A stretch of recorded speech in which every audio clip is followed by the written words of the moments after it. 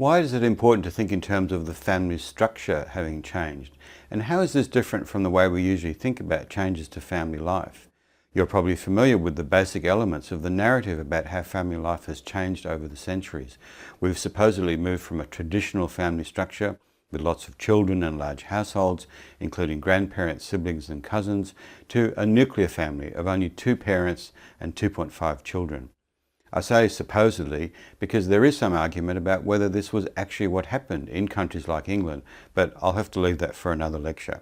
This shift is often seen as having been driven by the number of factors such as urbanisation, the requirement of capitalism for a mobile labour force, and the rise of individualism accompanied by a reluctance to settle down and raise children. Since the 1960s, furthermore, the nuclear model of a mum, dad and 2 biologically related children has also weakened as single-parent families, step-families, childless couples and same-sex couples become more common and socially accepted.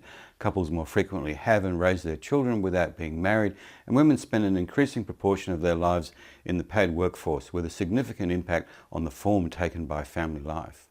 The growing acceptance of same-sex relationships, same-sex parenting and same-sex marriage in many countries is one of the more contemporary examples of a change in how the concept of the family has come to be altered significantly. One influential family sociologist, Judith Stacey, goes so far as to say that the family indeed is dead if what we mean is the modern family system. Although these changes are often understood as changes in attitudes and norms, they need to be understood as bound up with particular processes of economic change, with scientific and technological changes such as the introduction of oral contraception and the development of artificial insemination techniques, and to legal reforms such as the abolition of the concept of fault in divorce proceedings. In more general terms, they're connected to a variety of broader social, cultural, economic and political changes, which constantly exert pressures on the family. In many respects, being a worker under capitalism is actually fundamentally in tension with being a committed family member, which is why as early as 1937, the American sociologist of the family, Kingsley Davis, wrote that the nature of the family is unavoidably incompatible with the nature of modern society. Let's look then at a selection of the more important of those shifts underpinning the structural changes in family life. First, the economic position of the family has been transformed dramatically and continues to change. In pre-industrial society, with life organised around farming and only a little manufacturing, most economic activity took place within the family, including the activities of children. With the rise of industrial capitalism and ever-expanding urbanisation, the worlds of work and family became increasingly separated, with the economic activity shifting to the factory and the office. Part of this transformation has included an increasing requirement that both parents in the family take on paid work. For the majority of families, the cost of housing and everyday living simply can't be covered by only one income. For much of the 20th century, in Australia since the 1907 Harvester Judgment, the accepted understanding of a living wage was that it was also a family wage, sufficient to support not only a single male worker, but also their wife and children. This had the related effect of keeping women's wages lower than men's, since the assumption in the concept of the family wage was that men, not women, were the breadwinners. However, since the 1970s, wages overall have declined. Housing, living and consumption costs have gradually increased, as have the costs of raising children, and it has become increasingly an economic necessity that both parents be active in the paid labour force. The nature of the work has also changed, shifting from manufacturing to service sectors of the economy, removing the advantages that men used to be able to claim in their ability to perform the required tasks in, say, a factory or an industrial plant, and creating new employment sectors where women could perform as well, if not better, than men. Another element of the transition from traditional to modern society has been the movement from larger to smaller household size and to declining fertility.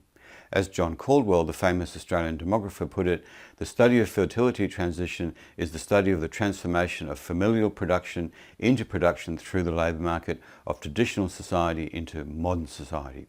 One possibly oversimplified explanation of long-term fertility decline from the late 19th century onwards then is that as children move from being contributors to the family economy to spending an increasing proportion of their childhood at school and so becoming increasingly expensive to raise, people are compelled by pure economic necessity to restrict the number of children they have.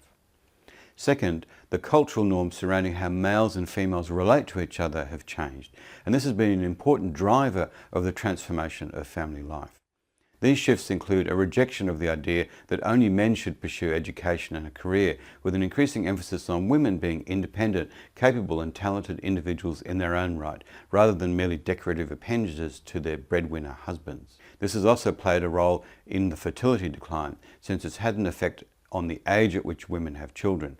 If women has followed a particular educational trajectory and has a fulfilling career, this is a strong incentive to delay childbearing until the time is right, as well as to delay having subsequent children.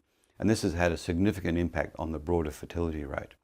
Generally, higher levels of educational qualifications and socioeconomic position are associated with lower fertility rates, which explains why fertility rates began to drop as more people began to attend university and women's workforce participation increased.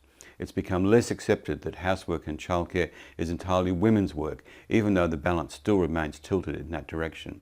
Men's relationship to their children is understood differently, with a greater expectation that they form closer relationships with them and strike a different balance between the time they spend at work and the time that they're at home. It's possible to overestimate the extent of this shift because women still spend far more time on childcare than men do, but the changes have not been insignificant either. Third, how people experience their emotions and how they understand the meaning of intimacy has shifted. This includes changing attitudes to variety in sexual expression and in particular greater acceptance of homosexual partnerships.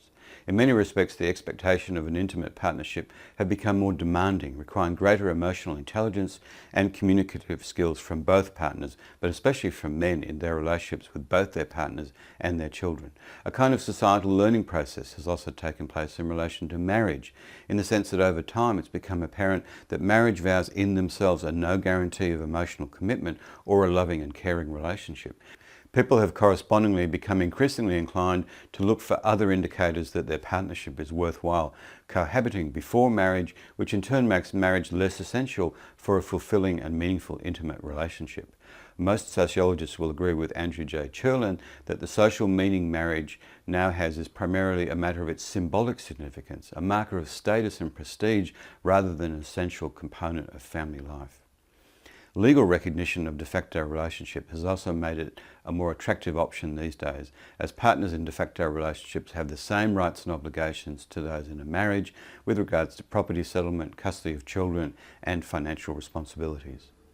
An important element of this broader change has been that the acceptance of aggression and violence, in particular in the domestic and intimate sphere, has declined, and this has contributed to the frequency with which couples separate and divorce. In this sense, lower rates of marriage and higher rates of divorce can be interpreted as a result not of a devaluing of the family, but precisely of having higher expectations of what family life should be like, with people less willing to tolerate violence and abusive family relationships.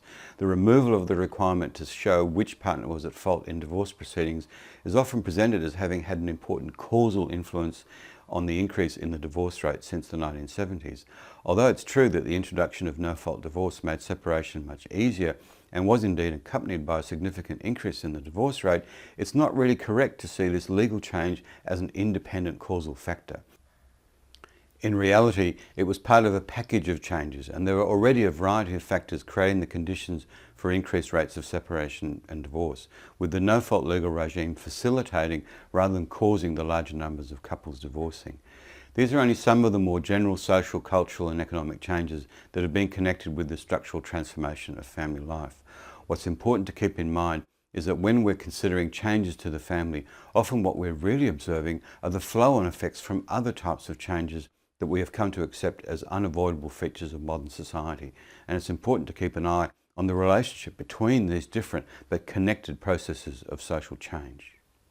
In summary, the structural changes in family life can all be linked to more general changes in other social, cultural and economic spheres. Second, the examples examined here include first the changing economic position of the family in the transitions from pre-industrial to industrial and then post-industrial economies, which was a significant factor in undermining the model of the family as headed by a male breadwinner. Third, the second type of change has been in the cultural norms surrounding how males and females relate to each other have changed, which has been an important driver of the transformation of family life. Fourth, the third line of development was in how people experience their emotions and how they understand the meaning of intimacy, which has underpinned changing approaches to marriage and a changed meaning attached to separation and divorce.